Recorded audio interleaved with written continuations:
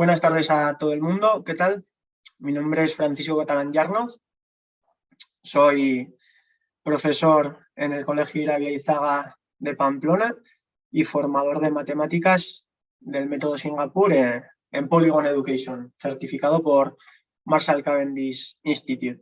Entonces, ¿qué vamos a hacer hoy? Vamos a hablar de qué son las matemáticas Singapur, ¿no? Esto que se está escuchando últimamente en un montón de colegios, cada vez más por toda España, que ya se oía mucho en todo el mundo. ¿En qué va a consistir esta webinar de hoy? Os voy a tratar de comentar un poco por encima las características principales de este método. Además, trataré de aportar algún ejemplo práctico para que se entienda. Y os comentaré también de dónde viene. El propósito es que el que haya visto este vídeo pues comprenda la metodología Singapur, ¿no? Este método, sobre todo lo que os digo, esas bases principales. ¿De dónde viene este método? Método Singapur, todo el mundo piensa que ha sido inventado en Singapur. Bueno, vamos a matizar.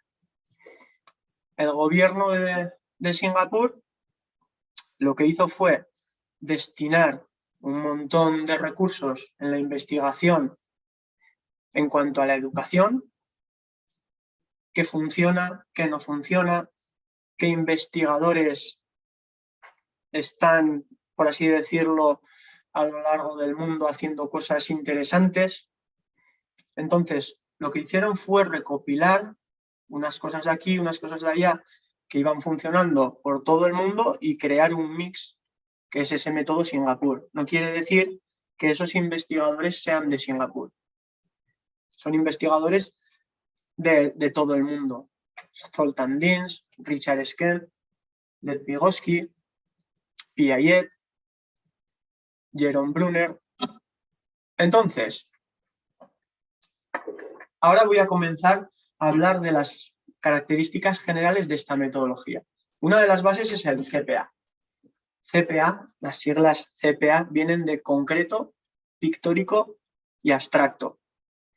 ¿Esto qué es? Es una progresión que utilizamos siempre a la hora de adquirir cualquier nuevo objetivo. Por ejemplo, ahí pongo 2 más 3.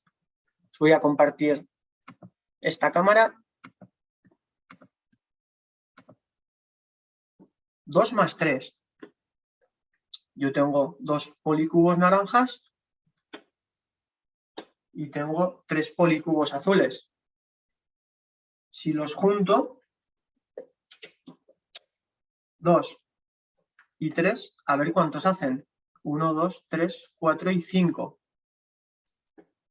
Esto es hacerlo de manera concreta, utilizando material tangible, material que yo puedo tocar, que puedo separar, que puedo juntar. Manera concreta. ¿Cómo sería hacerlo de manera pictórica? Cuando un alumno ya ha entendido la manera concreta, pasaremos a hacer que represente. Tengo 2 policubos y tengo 3 de otro color. Si los junto, ¿cuánto me da el total? 1 y 2. 3, 4 y 5. Lo han hecho de manera concreta y después lo han dibujado. Esto sería la manera pictórica. La manera pictórica es una representación a través de dibujos o imágenes de lo que han estado manipulando. Para, por último, llegar a la fase abstracta. 2 más 3 es igual a 5. La grafía numérica. Aquí queremos que lleguen, por supuesto. Pero antes han de pasar por esto, después por esto, y ya terminarán aquí. Es una progresión. ¿Para qué? Para que a través de la visualización llegue la comprensión. Hay veces que nosotros sobre todo antiguamente, empezábamos a enseñar de esta manera. ¿Qué pasa? Que un alumno a veces no entiende que este 2 pueda representar 2 unidades, o 2 cabras, o 2 animales, o 2 mesas, o 2 lo que sea. ¿Por qué? Porque aquí ve un garabato. Entonces, esto es algo abstracto, que aunque nosotros ya lo tengamos interiorizado, para un alumno le puede suponer una gran dificultad entender que este 2 puede representar 2 lo que sea, o este 3, 3 lo que sea, ¿no? Y que los tengo que juntar. Entonces, siempre hay que seguir esa progresión. Os voy a poner un ejemplo un poquito más complejo para que veáis esta metodología, ¿no? Cómo sigue esa progresión en cuanto a la dificultad. Comenzaríamos sumando números chiquititos, después iríamos aumentando los números, incluso cambiaríamos de materiales. ¿Por qué? Porque a la hora de hacer sumas o restas de números superiores, pues este tipo de material lo que pasa es que es muy grande y tendríamos que ocupar pues muchísimo espacio, ¿no? Entonces, ahora vamos a hacer la resta de 365, la apunto aquí, menos 128. ¿Cómo se hace esta resta de manera concreta? Tenemos material de este tipo. Son unidades más chiquititas en comparación a las anteriores, lo que nos permite poder unir unas con otras y crear, por ejemplo, una decena. Las decenas también las podemos juntar unas con otras generando centenas, y lo mismo con las unidades de millar. Por lo tanto, a la hora de representar el 365 ya vamos a hacer esa descomposición numérica en cuanto a las centenas, decenas y unidades. 365 tiene estas 3 centenas, 1, 2 y 3, 6 decenas, 1, 2, 3, 4, 5 y 6 decenas, y 5 unidades. 1, 2, 3, 4 y 5. A este número le tengo que quitar 128. Empezaremos por las unidades. Yo tengo 5 unidades. No tengo suficientes como para extraer de aquí 8, para quitar 8. Entonces, lo que voy a hacer es reagrupar las decenas y las unidades. Esta decena me va a proporcionar 10 unidades. 1, 2, 3, 4, 5, 6, 7, 8, 9 y 10. Por lo tanto, ahora lo tengo organizado de un modo distinto. He reagrupado. Antes tenía 6 decenas y 5 unidades y ahora tengo 5 decenas y 15 unidades. El número todavía no se ha visto modificado, solo la manera de representarlo. Es súper importante. Ahora a 15 unidades sí le puedo quitar 8. 1, 2, 3, 4, 5, 6, 7 y 8. ¿Cuántas quedan? 1, 2, 3, 4, 5, 6 y 7 unidades. Ahora vamos a quitar las decenas. 365 había que quitarle 128, es decir, 2 decenas.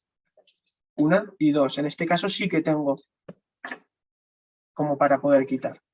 Y por último, vamos a quitar la centena del 128. Aquí me quedaban 3 decenas y aquí me quedan 2 centenas, 237. Por lo tanto, podemos decir que 365 menos 128 es 237. Así lo trabajaríamos de manera concreta. Cuando esto se ha entendido, pasaríamos a la manera pictórica, es decir, a representar los números con dibujos. Tenemos el 365 menos el 128. De manera pictórica, ¿cómo podemos representarlos? Podemos utilizar la tabla de valor posicional o no, como veamos. Unidades, decenas, centenas. El 365.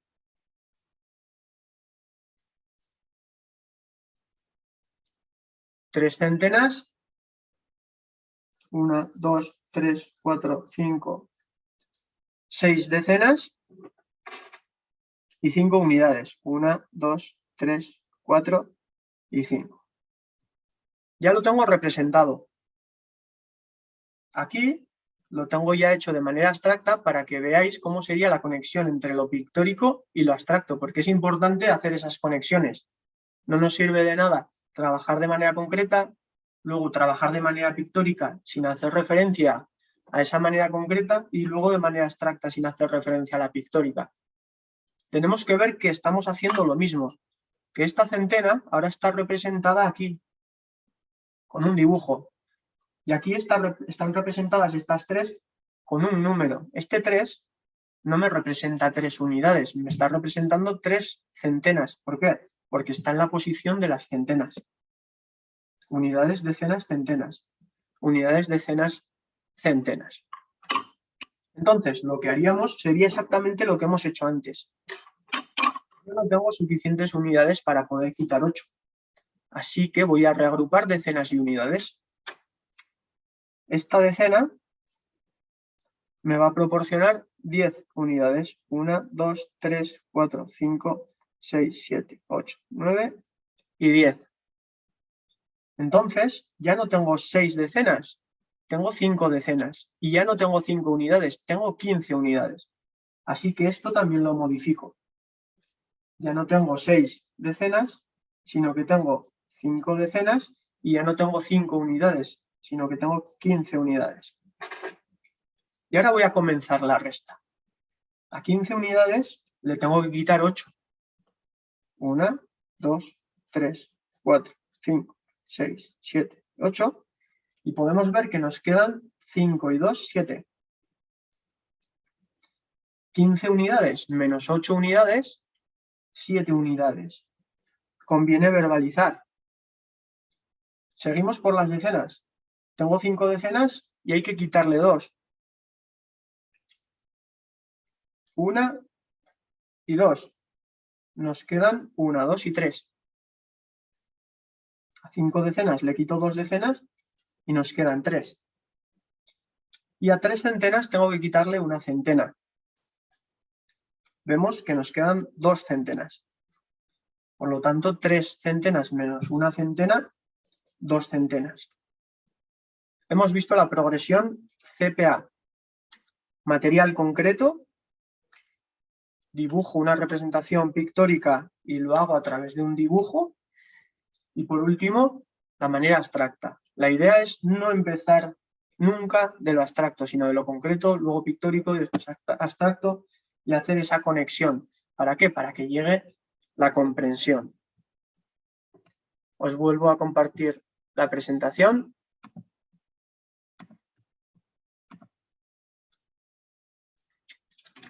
Súper importante lo que pongo entre paréntesis, visualización. Los niños no aprenden simplemente imaginando, tienen que verlo, tienen que entenderlo. Después ya empezarán a abstraer. Aquí veis unos alumnos míos trabajando las divisiones o las multiplicaciones. No lo sé exactamente porque lo que estamos viendo aquí son distintos grupos con la misma cantidad de elementos. No sé si ya las han repartido o estaban calculando el total, creando los grupos. Grupos con la misma cantidad de elementos es lo importante, pero de una manera concreta. Y aquí tenéis otro ejemplo, porque no penséis que esto del CPA es simplemente para el cálculo. No. Todos los contenidos nuevos los vamos a trabajar de este modo. Concreto, aquí estamos viendo el capítulo del peso.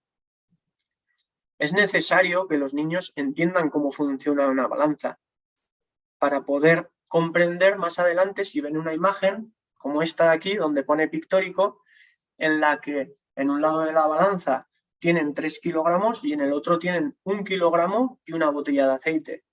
El problema nos pide calcular el peso de la botella de aceite. Si yo no he comprobado cómo funciona una balanza, si yo no entiendo que cuando se equilibra quiere decir que pesa lo mismo en un sitio que en otro, no lo he experimentado, difícilmente voy a entenderlo en esta imagen. Y mucho menos ya si ni siquiera tenemos el apoyo de una imagen, ¿no? Sino que nos dan unos datos únicamente numéricos. Tenemos 378 kilogramos en un lado y en el otro tenemos algo y 213 kilogramos. ¿Cuánto pesa ese algo? Pues va a ser muy complejo, ¿no? Es muy abstracto. Necesitamos pasar por todas esas fases, así que lo del CPA es una de las bases del método Singapur. Bien, pasamos a la modelización. ¿Qué es esto de la modelización? A la hora de resolver problemas, que ya veréis que la metodología Singapur se centra en la resolución de problemas, porque al final lo que quiere es preparar a nuestros alumnos y alumnas para su vida cotidiana, y en la vida cotidiana, ¿qué nos aparecen? Nos aparecen problemas que tenemos que ser capaces de solventarlos, ¿no? Por eso, en la metodología Singapur, el eje son los problemas y su resolución. A la hora de enfrentarnos a ellos, nos dan diferentes estrategias, diferentes herramientas. Una de ellas es la modelización. Consiste en representar toda la información que nos aparece en un enunciado, en un problema, en una imagen pictórica. ¿Por qué? Porque esto ayuda a comprender al alumno y también ayuda al profesor a ver el proceso de pensamiento que ha llevado a cabo ese alumno o esa alumna a la hora de resolver un problema. Nos da muchísima información. En este ejemplo, Miguel compró 7 cromos de animales. Hemos representado los 7 cromos de Miguel en una barra. Aquí está dibujada, pero nosotros comenzamos con barras de este tipo. Barras de papel que pueden doblar, pueden cortar, pueden pegar, pueden añadir más si cogen más cantidad. Es decir, manera concreta. Aquí ya la veis de manera pictórica porque es un dibujo. Susana compró 9 cromos. Esta barra veis que es más grande. ¿Por qué? Porque la cantidad que representa es una cantidad mayor que la de Miguel. Por eso es más grande. ¿Cuántos cromos de animales compraron en total? Aquí tenemos una línea que abarca tanto los cromos de Miguel como los de Susana. Es decir, todos los cromos con un interrogante. ¿Por qué ese interrogante? Porque es la incógnita. Es lo que yo me estoy preguntando. ¿Qué quiero saber? Quiero saber cuánto tienen entre los dos. Después de representar en una imagen toda la situación, paso a hacer el cálculo. 7 más 9 igual a 16. Y por último, la respuesta. Entonces, el que haya oído algo del método Singapur, seguro que le suena esto de modelo de barras. Esto es el modelo de barras. Es representar con unas barras toda la información del enunciado. Si está bien hecho, me da igual que me quiten todas las letras, todas las palabras, porque ya tengo toda la información en mi modelo de barras. Entonces, a la hora de enfrentarnos a un problema, la modelización es algo clave, algo que perseguimos. Vamos, yo soy profe de primaria, en todos los cursos de primaria tratamos de representar la situación de este modo. En primero y en infantil trabajan con números conectados, es decir, representaciones más concretas, como puede ser, por ejemplo, esta de aquí arriba, representan el número con los policubos que os he mostrado antes, ¿sí? Pueden representar así el problema. Miguel tiene 7 cromos y puede coger incluso 7 cromos, pero si no tiene 7 cromos, puede coger 1, 2, 3, 4, 5, 6 y 7 policubos de este tipo. Susana tiene 9, pues cogemos 9 de otro tipo. ¿Queremos saber todos? Los contamos todos seguidos. Entonces, esto también es una progresión. De material concreto vamos a ir a parar a este modelo de barras que nos va a ayudar a entender y a resolver problemas bastante complejos. Os voy a mostrar un problema que si no conocemos el modelo de barras, pues nos puede llegar a costar un poquito. Os comparto la pantalla, la cámara.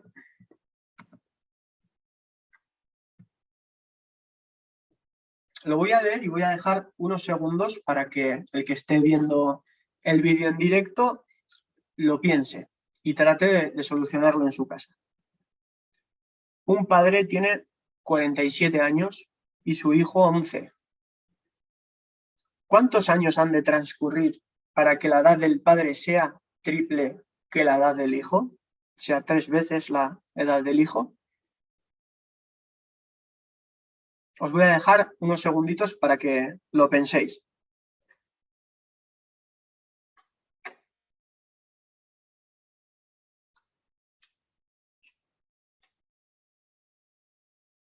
Estoy seguro que muchos o muchas de los que estáis viendo este vídeo ya estaréis pensando en x, x más algo, x menos algo, y es decir, en ecuaciones, álgebra.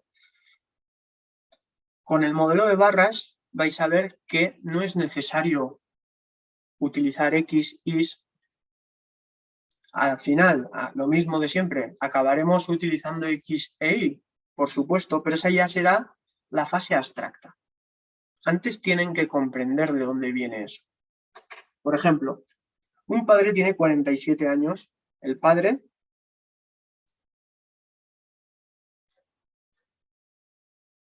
tiene 47 años. El hijo tiene 11 años. Si tiene 11 años, la barra obviamente será bastante más pequeña. 20 y pico sería la mitad, pues más o menos un trocito así.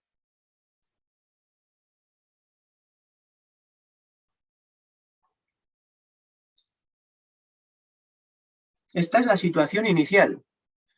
Nos dice que pasarán unos años y la edad del padre será el triple que la del hijo.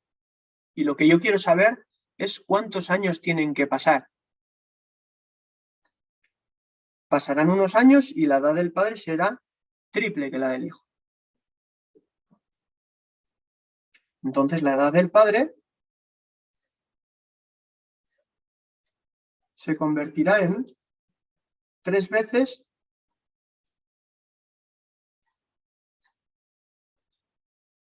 la edad del hijo. Yo quiero saber cuántos años han pasado, cuántos años ha aumentado la edad del padre o cuántos años ha aumentado la edad del hijo para que la edad del padre se convierta en 3 veces la del hijo. ¿Qué podemos hacer? A priori tenemos aquí una cierta complicación, ¿no? Si nos damos cuenta, observando estos dibujos, imaginaos, os pongo otro ejemplo que no tiene nada que ver con esto. Si yo tuviese un hijo, ¿no? Imaginaos 30 años y mi hijo 1. Al año siguiente, yo le voy a llevar la misma edad a mi hijo y dentro de 10 años también le voy a llevar la misma edad.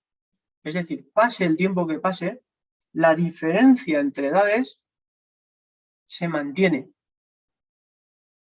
Me da igual los años que pasen, siempre el padre va a llevar la misma edad al hijo. Por lo tanto, lo que vamos a hacer es calcular cuánto le saca el padre al hijo. Es decir, 47 menos 11 años es igual a 36 años. Esto de aquí son 36 años.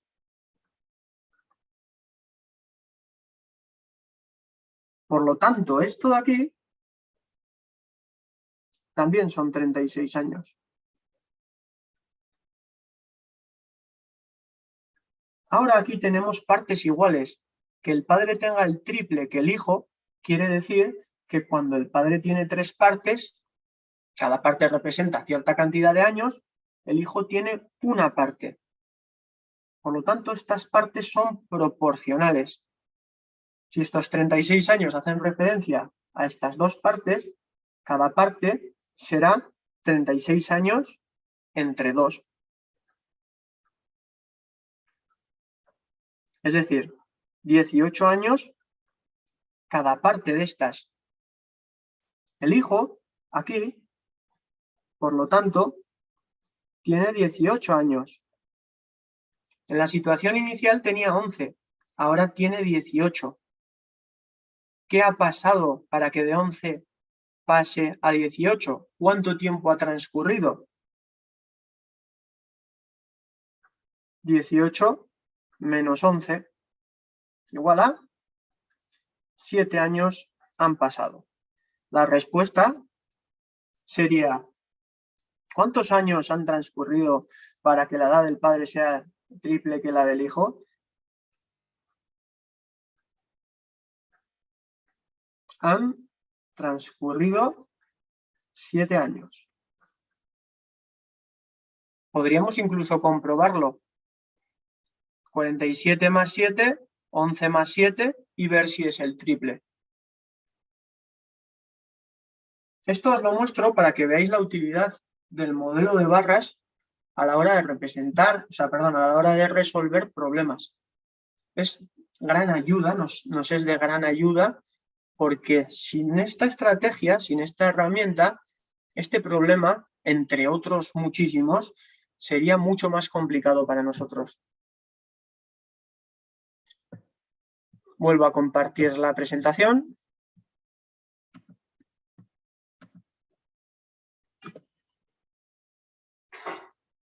Vamos allá. Pensamiento vs respuesta. Esta es otra de las características clave. Antiguamente, los profesores, ¿qué es lo que hacían? Ver si la respuesta era la correcta, y si era correcta, muchas veces ya valía. Daba igual cómo la hubieses obtenido, ¿no? En la metodología Singapur, en este método, no nos vale con que la respuesta esté bien. Nos vamos a centrar, vamos a poner el foco en el proceso de pensamiento que los alumnos y alumnas han llevado a cabo para responder eso.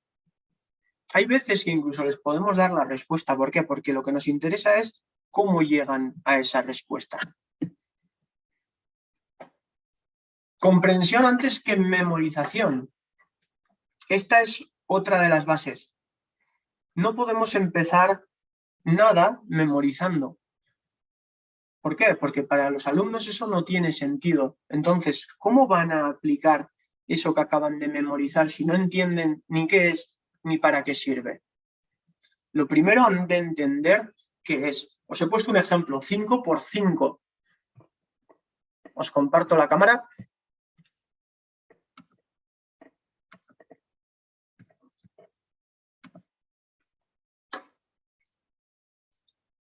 Cinco por 5. Lo apunto.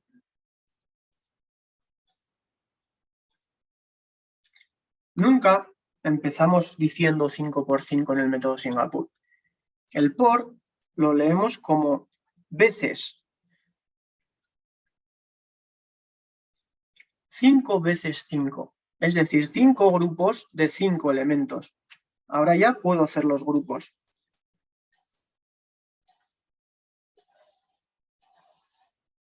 Ya tengo 5 grupos. Voy a tener que meter 5 elementos dentro de cada grupo.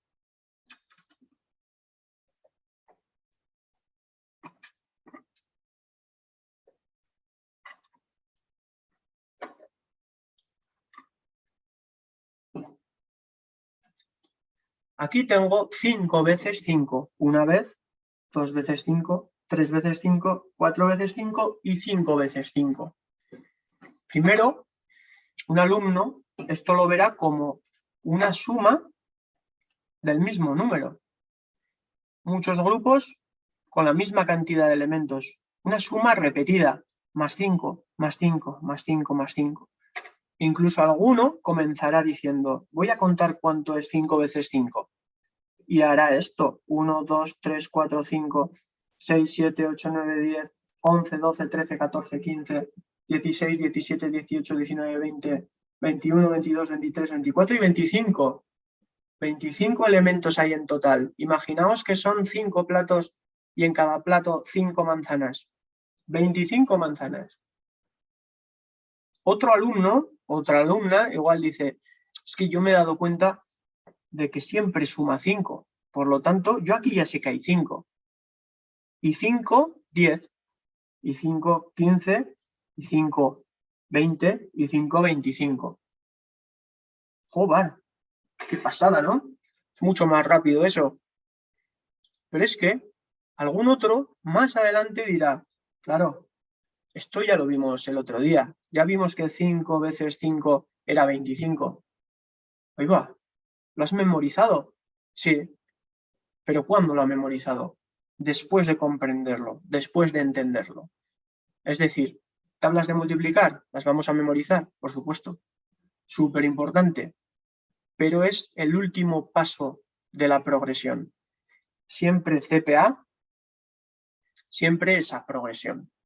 De lo concreto a lo abstracto y a la memorización. No vamos a seguir haciendo procesos que no entendemos hasta que lleguemos a su comprensión. Si hay que volver atrás para que llegue esa comprensión, pues se vuelve. ¿Por qué? Porque la comprensión llega a través de la visualización.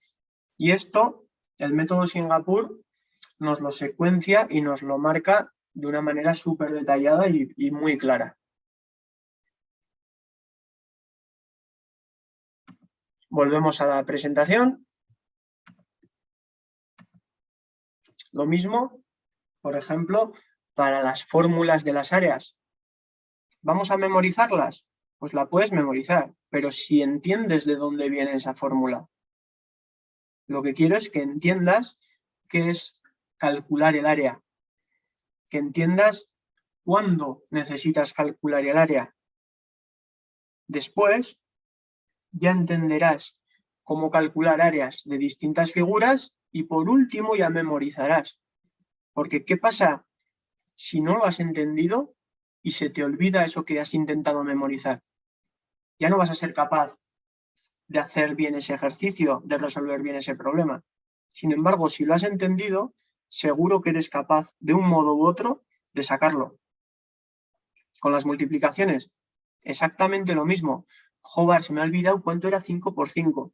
Pero bueno, como ya sé que es 5 veces 5, voy a contar 5 veces 5. 5, 10, 15, 20, 25. Perfecto.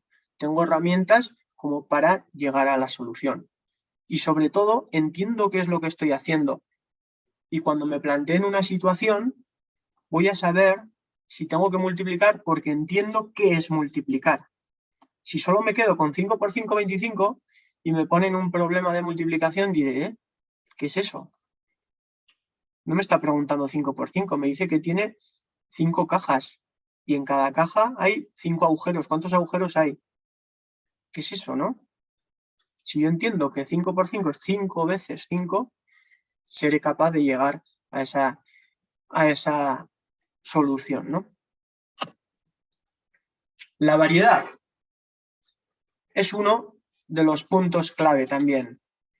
A la hora de representar cualquier objeto o a la hora de resolver cualquier problema, necesitamos que haya mucha variedad. Nuestro papel como profesores es tratar de que los alumnos consigan llegar a la meta a través de diferentes estrategias, siguiendo distintos caminos, con distintos materiales. ¿Por qué? Porque esto lo que hace es facilitar la comprensión a todos nuestros alumnos. Estamos llegando a atender esa diversidad. Un ejemplo, igual un alumno no comprende la suma a través de esto, los números conectados. 8 y 2 hacen 10. No sé, tengo dos partes, quiero saber el todo. Me cuesta un poquito. Vamos a la tabla de centena, nos situamos en el 8. Ahora añade 2, 1 y 2. ¡Ay, va, qué fácil! Y lo ha entendido.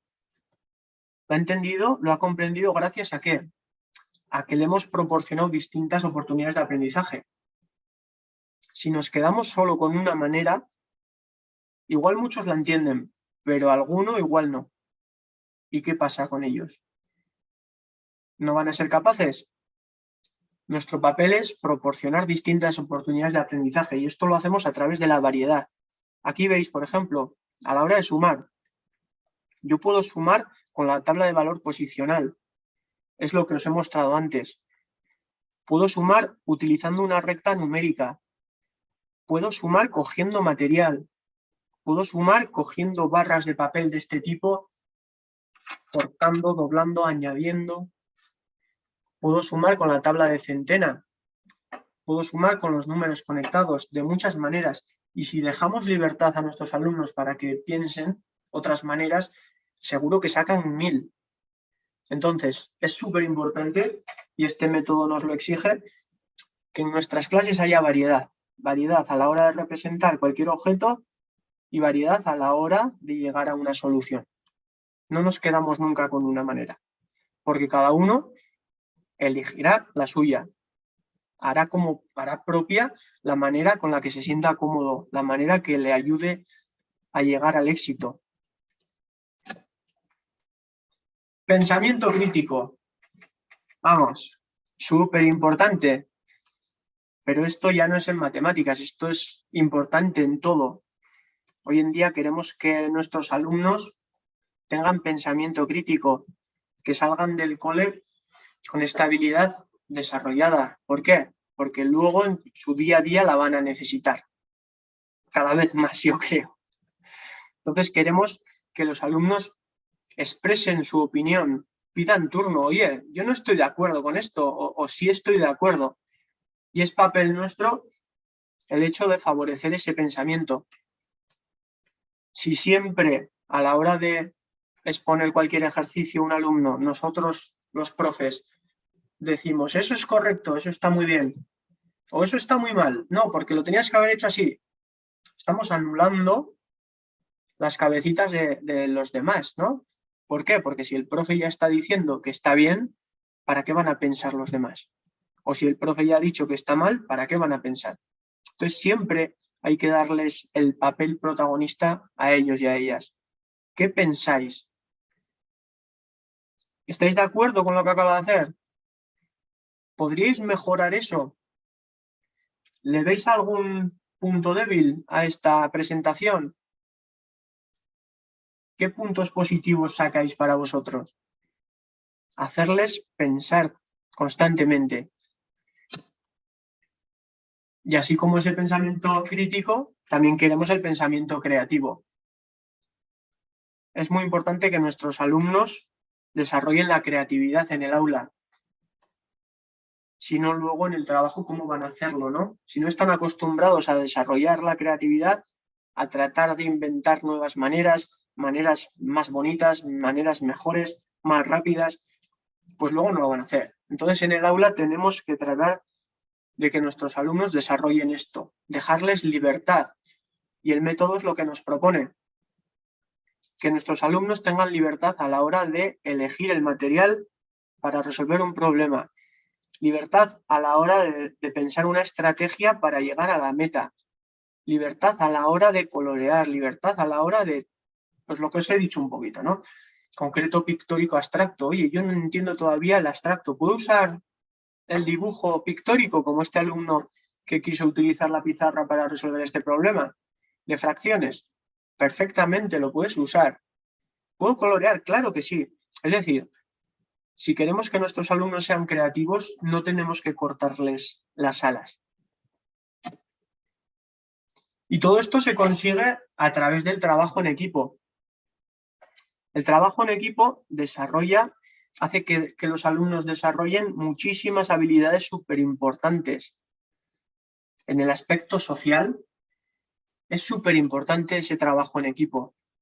Podemos generar roles, podemos hacer que los alumnos compartan sus opiniones, se corrijan entre ellos, en definitiva, que aprendan los unos de los otros, que compartan ideas. Ahí veis unos alumnos míos de este curso, uno estaba haciendo el ejercicio de manera concreta con material y otro de manera abstracta. El chico que estaba utilizando el material concreto quería mostrar a los demás cómo se hacía. Y el que estaba haciendo de manera abstracta estaba intentando que los demás viesen la conexión entre la manera concreta y la manera abstracta. Es decir, que viesen que es exactamente lo mismo trabajar con material que trabajar con números. ¿Por qué? Porque estamos representando cantidades a través de material o a través de trazos, ¿no? La grafía numérica. Pero lo que estamos haciendo es lo mismo, que es añadir una cantidad a la otra.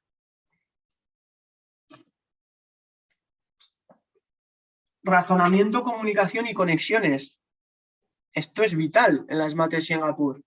Como os he dicho antes, ponemos el foco en el proceso. Oye, ¿y por qué te sale tal resultado? ¿Qué has hecho? ¿Por qué te sale 15 en esa división? Quiero que razones lo que has hecho. Y no solo que razones, quiero que comuniques lo que has hecho a tus compañeros para trabajar esa habilidad comunicativa. Y generar esas conexiones.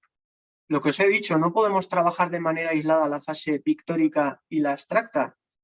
Hay una conexión. Estas 7 decenas, ¿dónde están? Están aquí. Y estos 5 grupos, aquí. ¿Y por qué una decena en cada grupo? Porque si cojamos estas 7, yo puedo poner una en cada grupo. Si pusiese 2, necesitaría 10 y no tengo 10. Y estas 2 las reagrupamos en unidades, lo que hemos visto antes, ¿no? Con la resta. Generamos esas conexiones para que luego cuando vean otro tipo de ejercicio sean capaces de hacerlas ellos mismos y digan, esto era lo que hicimos aquel día y puedo usar esos conocimientos previos para llegar a la solución de esto. Y por supuestísimo, la metacognición. Queremos que nuestros alumnos reflexionen, piensen qué es lo que han aprendido, cómo lo han aprendido, qué estrategias les ha servido, cuáles no les han funcionado. ¿Por qué? Porque queremos que las que les han servido las sigan utilizando y las que no, pues no. Además, esto sirve para hacer esas conexiones. Si yo tengo claro qué es lo que he aprendido y qué estrategia he utilizado y por qué, cuando vuelva a aparecer un problema con una situación similar, diré, el otro día ya pensé que para este tipo de problemas me venía muy bien hacer la estrategia de modelo de barras, lo que sea. Es importante que piensen sobre cómo están aprendiendo. Y la actitud. Al final lo que queremos es que nuestros alumnos y alumnas sean personas felices, que vengan con una actitud positiva a las clases de mate. Las matemáticas son juegos. Es tratar de conseguir la respuesta. Eso es un desafío, ¿no? Eso es un juego. Entonces, tenemos que transmitírselo así a nuestros alumnos, que vean las mates como algo divertido. A ver si consigues... Un alumno dijo alguna vez, oye, ¿cuándo vamos a jugar a las mates? Entonces, eso es lo que buscamos, ¿no? Que los alumnos jueguen a las matemáticas y que sientan que en la asignatura van a jugar. No van a ser presionados. No te sale fatal, no, hombre, no. Estamos jugando, estamos tratando. Oye, no te ha salido, vamos a probar con otra estrategia. A ver, ¿y qué estrategia te gusta? Entonces, es labor nuestra fomentar esa actitud positiva hacia nuestra materia.